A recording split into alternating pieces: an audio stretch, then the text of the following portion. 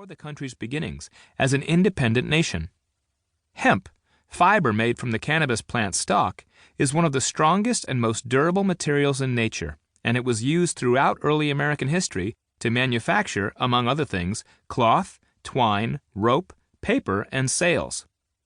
In 1619, all Jamestown colonists were required by law to grow and maintain hemp, and George Washington, Thomas Jefferson, and Benjamin Franklin grew the plant on their plantations and farms for domestic use.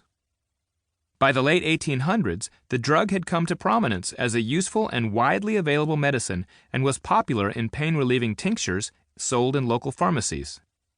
Cannabis was believed to be so safe that the drug was marketed to women through romantic postcard campaigns that showed concerned mothers applying a cannabis salve to soothe the gums of teething babies and relieve children's colds.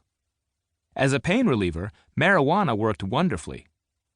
Delta-9-tetrahydrocannabinol, or THC, the principal psychoactive component found in the leaves of the female cannabis plant, is a mild analgesic and anti-emetic that was used to treat the pain, cramps, nausea, and fatigue of everyone from 19th century American children to Chinese peasants in the Zhou dynasty, 1046 to 256 BC, to Queen Victoria of England, who used it to relieve her menstrual cramps.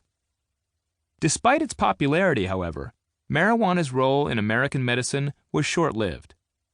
With the forces of progressivism rallying around ideals of sobriety and the tide of prohibition rising, Treasury Department officials lobbied to have marijuana added to the drugs covered by the Harrison Narcotics Tax Act, passed in December 1914.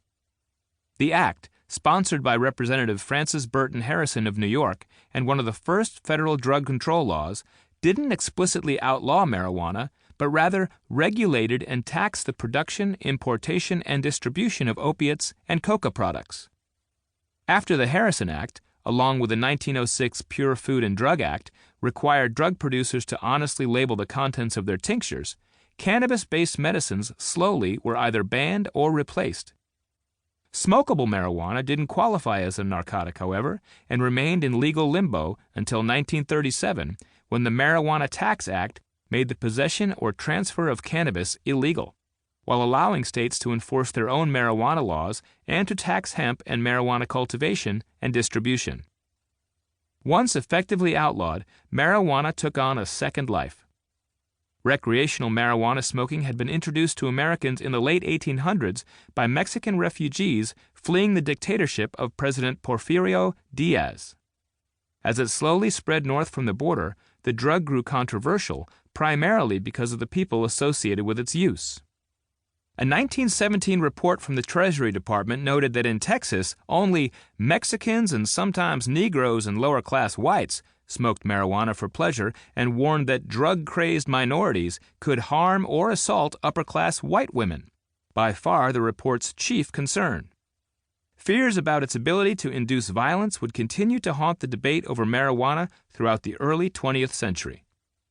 For instance, films like Reefer Madness, released in 1936, associated marijuana use with murder, miscegenation, and suicide, as it showed the transformation of a group of otherwise upstanding young white people into a laughing cabal of maddened criminals.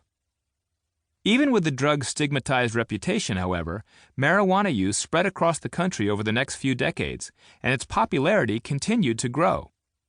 It was the subject of increased debate in the 1930s when Harry Anslinger took control of the newly founded Federal Bureau of Narcotics and launched a campaign against marijuana that would last the rest of his 32-year career. It was Anslinger, angered by the lack of federal action against the drug, who lobbied for the passage of the Marijuana Tax Act of 1937. He also published a series of anti-pot articles in The American magazine.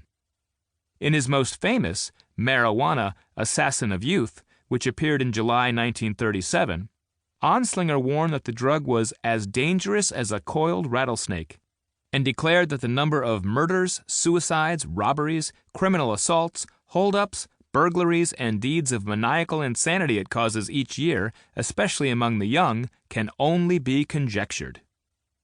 In part because of its hyperbolically bad reputation, smoking tea was celebrated in cities like Los Angeles and New York as the new way to enjoy the jazz age.